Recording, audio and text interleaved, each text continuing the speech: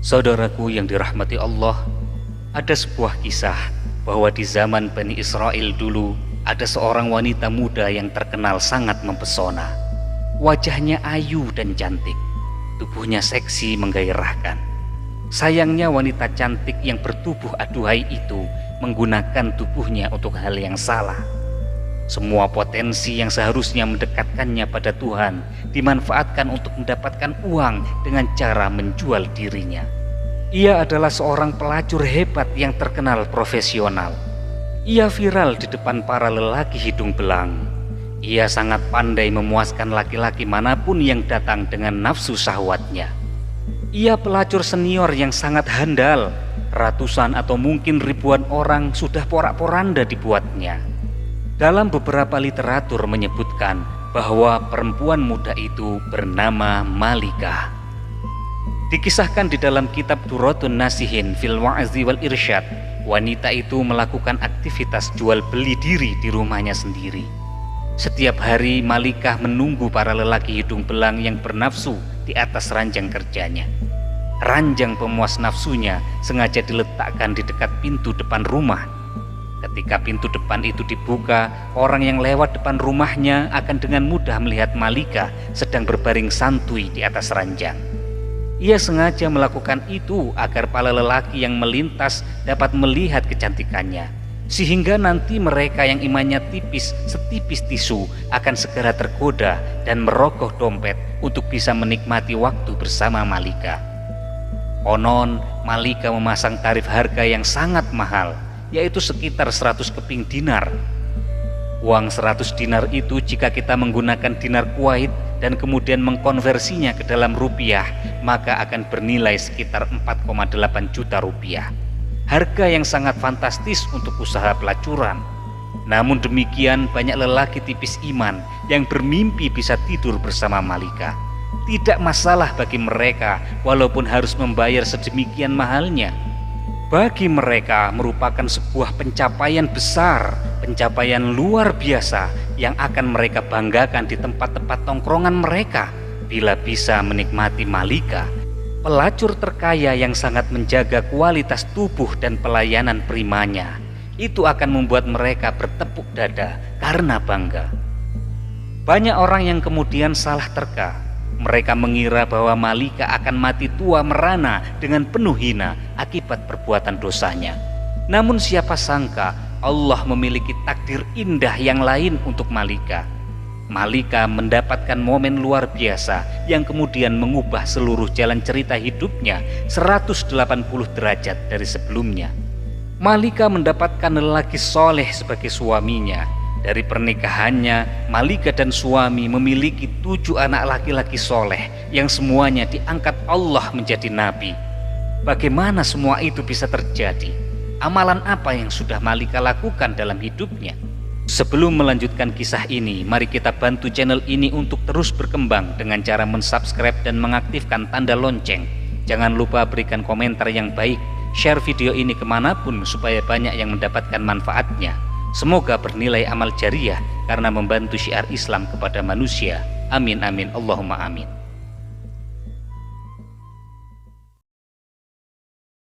Suatu hari ada seorang pria muda melintas di depan rumah Malikah, sang pelacur.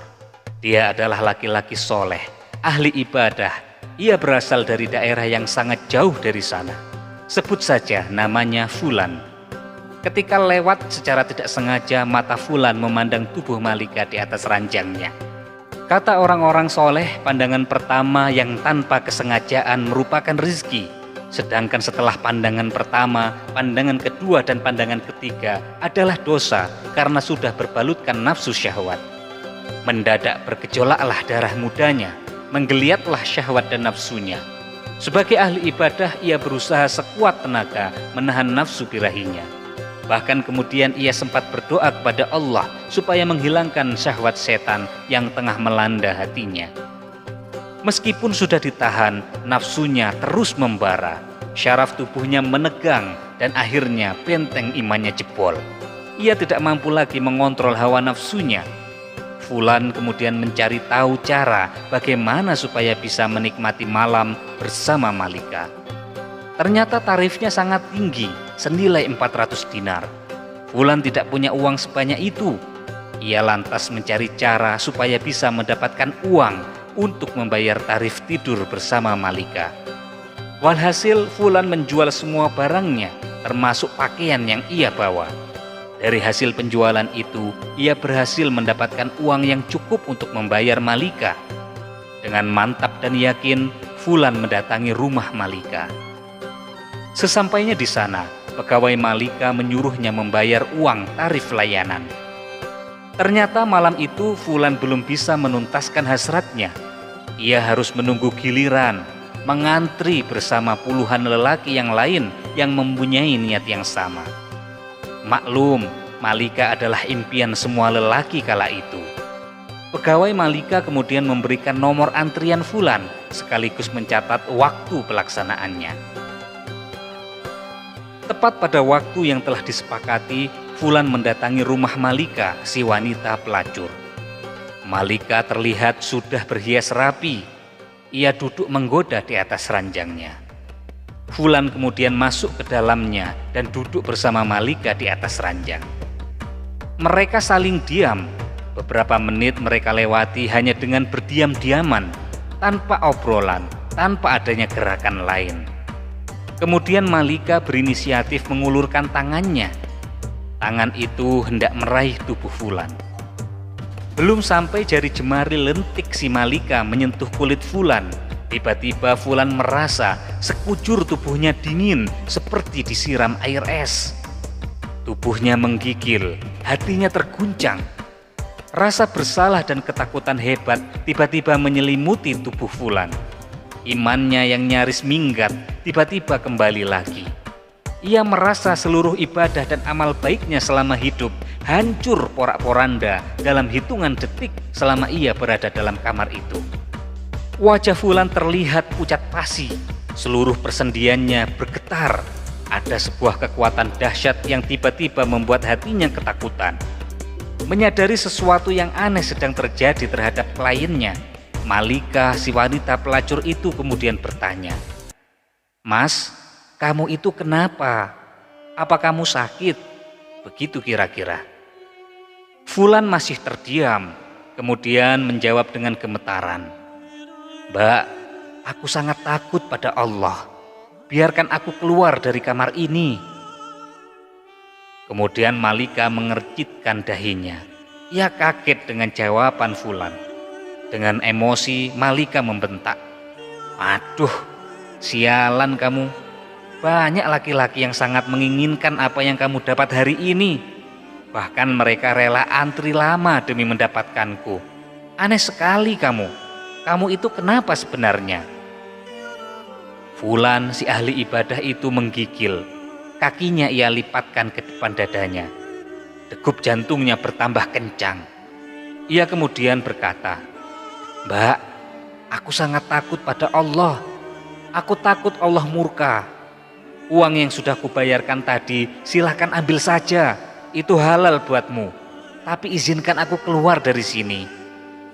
Kemudian Fulan berdiri. Ia bergegas berjalan ke arah pintu keluar. Malika bertambah keheranan melihat kliennya itu ketakutan. Ia kemudian bertanya lagi, Tunggu dulu mas. Memangnya kamu belum pernah melakukan kayak gini sebelumnya?" Kemudian Fulan menjawab, "Belum mbak, sama sekali belum pernah. Ini yang pertama." Malika seakan tidak yakin dengan jawaban Fulan. "Ah, masa sih?" katanya sambil menggaruk keningnya yang tidak gatal. Malika kebingungan. Apa iya di zaman ini ada laki-laki yang tahan terhadap godaannya? Itu sebuah hal yang mustahil. Malika itu cantik dan menggoda. Ia terlanjur menganggap bahwa semua laki-laki itu sama. Kemudian Malika bertanya lagi, "Mas, kamu itu siapa sebenarnya? Kamu itu dari mana? Datangmu dari mana dan maksudmu mau kemana?" Kemudian Fulan menjelaskan siapa dirinya dan dari mana asalnya. Setelah mendengar cerita dari Fulan, Malika mempersilakannya untuk keluar. Fulan keluar dengan menangis terisak. Tubuhnya limbung seakan mau roboh. Sepanjang jalan pulang menuju rumahnya, Fulan tak berhenti menyumpahi dan mengutuk dirinya sendiri. Ia sangat menyesali perbuatannya yang barusan akan ia lakukan. Ia menyesali sebuah dosa yang belum ia kerjakan. Sementara itu Malika di dalam ruangannya masih terasa bingung. Ia masih teringat kondisi pria yang sangat menyedihkan itu. Pria pertama yang menolak tidur dengannya. Diam-diam Malika termenung dan merenung, memikirkan fenomena aneh yang baru ia alami malam itu sepanjang hidupnya. Tiba-tiba saja hatinya bergetar. Ada gejolak yang dahsyat dalam hati wanita ini. Malam itu ia merasa menjadi sangat hina. Kepercayaan diri, kebanggaannya sebagai pemuas nafsu laki-laki seketika runtuh. Dalam hatinya Malika berkata, "Ya Allah, laki-laki itu baru pertama kali mau berzina. Tapi ketakutannya seakan-akan ia sudah berzina jutaan kali. Seakan-akan dosanya paling banyak sejagat raya. Sedangkan aku sudah begitu lama, sudah bertahun-tahun telah melakukan dosa zina, tapi tak sedikit pun ada rasa takut terhadap murka-Mu ya Allah. Padahal Tuhan yang laki-laki itu takuti adalah Tuhan yang kusembah juga. Seharusnya rasa takutku pada Tuhanku lebih besar dibandingkan ketakutannya." Malika masih terdiam. Tiba-tiba air mata menetes dari sudut matanya. Semakin lama air mata itu menjadi anak sungai.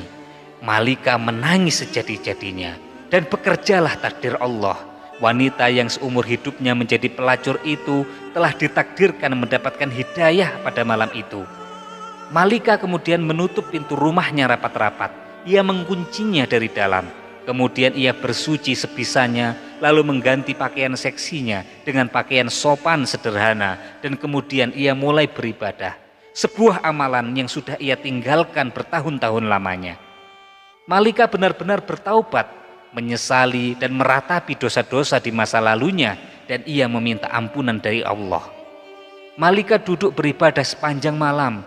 Setiap hari hal itu dilakukan dengan sungguh-sungguh dengan mengharapkan ampunan Allah. Tidak terasa pertemuannya dengan Fulan sudah lewat setahun. Diam-diam Malika selalu ingat kepada Fulan, lelaki soleh yang ia temui tahun lalu.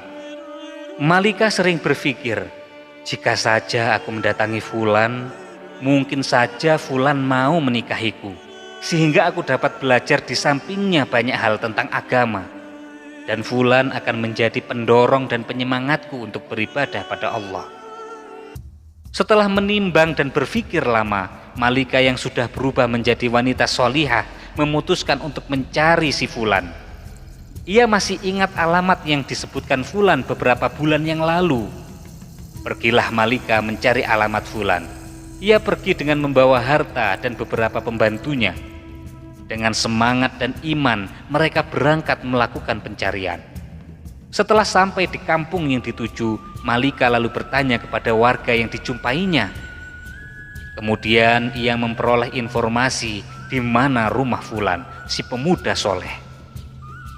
Sesampainya di rumah Fulan, diucapkannya salam. Kemudian keluarlah Fulan. Ia membukakan pintu rumahnya, kemudian mempersilakan para tamunya untuk masuk. Fulan belum sadar siapa yang datang, karena Malika pada saat itu memakai cadar. Sedangkan para pembantu yang bersamanya, Fulan belum pernah mengenali mereka sebelumnya. Malika kemudian membuka cadar penutup wajahnya supaya Fulan mengingatnya. Dan benar saja, meskipun setahun telah berlalu, Fulan masih mengenalinya. Tiba-tiba tubuh Fulan kembali menjadi dingin. Fulan teringat peristiwa perjumpaan pertama dan terakhirnya dengan wanita di depannya itu. Rasa bersalah, rasa takut yang sudah berusaha ia hilangkan selama setahun terakhir tiba-tiba datang lagi. Bagi Fulan, perjumpaannya dengan Malika tahun lalu itu membuatnya trauma. Itu lebih menakutkan daripada berjumpa dengan singa lapar. Kenangannya di masa lalu membuat tubuhnya lemas lunglai. Tubuhnya kembali bergetar hebat, keringat dan air matanya bercucuran. Fulan tiba-tiba menjerit histeris memohon ampunan pada Allah. Fulan, si ahli ibadah itu, berteriak sangat kuat. Saking kuat suaranya, nyawanya ikut keluar. Fulan meninggal dunia. Kematian fulan itu tentu saja membuat Malika sangat terpukul dan bersedih hati. Malika menangis, kemudian ia melakukan ibadah. Dalam doanya Malika berkata, "Ya Allah, sesungguhnya aku berangkat ke sini untuk bertemu dia demi sebuah niat suci dan mulia untuk mendekatkan diri kepada Engkau ya Allah. Tetapi Engkau lebih mencintainya dan menginginkannya kembali kepadamu." Tangis Malika pecah, air matanya tumpah. Setelah fulan selesai dimakamkan, kemudian Malika bertanya kepada keluarganya, apakah fulan punya seorang saudara laki-laki di antara keluarganya yang membutuhkan seorang istri? Kemudian orang-orang di situ menjawab, iya betul, fulan masih punya saudara laki-laki, orangnya juga sangat soleh, tetapi dia itu melarat, miskin, tidak punya harta. Kemudian Malika berkata, oh ya, tidak berharta dan miskin bukanlah sebuah masalah bagiku. Aku ini wanita kaya, aku berkecukupan harta. Yang terpenting suamiku nanti bisa membimbingku untuk mendekatkan diri kepada Allah. Akhirnya kemudian saudara si fulan, si ahli ibadah, dilamar oleh Malika. Mereka pun kemudian menikah. Allah Subhanahu wa ta'ala memberikan kebahagiaan bagi rumah tangga mereka berdua. Bahkan dari pernikahannya mereka dikaruniai 7 orang anak laki-laki. Dan sebuah hal yang luar biasa, Masya Allah, semuanya atas takdir Allah.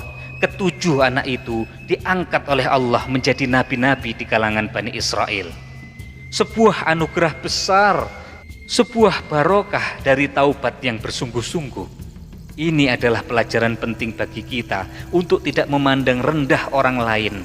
Mungkin saja saat ini ada orang itu ahli maksiat, penuh dosa, namun ternyata besok pagi orang itu bertobat, kemudian menjadi ahli ibadah dan menjadi kekasih Allah.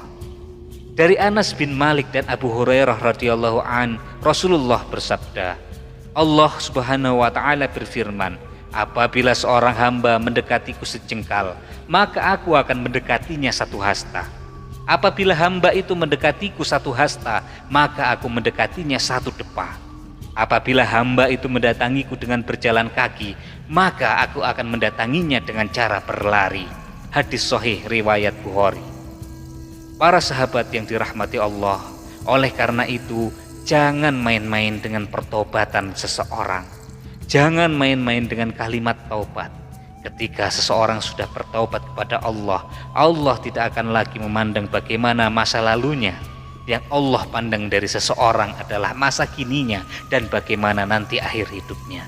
Semoga kita semua dipilih oleh Allah untuk menjadi hamba-hamba yang meninggal dengan cara husnul khotimah.